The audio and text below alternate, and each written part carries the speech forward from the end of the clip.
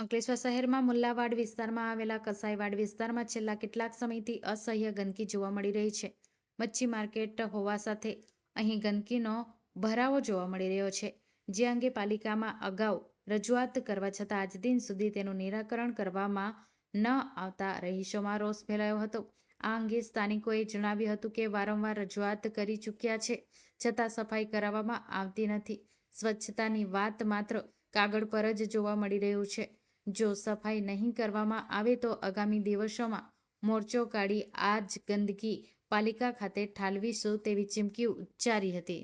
મારું નામ સજ્જુભાઈ મચ્છીવાળા. કસાઈવાડમાં જે મચ્છી માર્કેટ આવેલી છે તેમાં કચરો ભરવા બાબતે અમે વારંવાર રજૂઆત કરેલી છે નગરપાલિકામાં, પણ તેનું કોઈ નિરાકરણ આવતું નથી.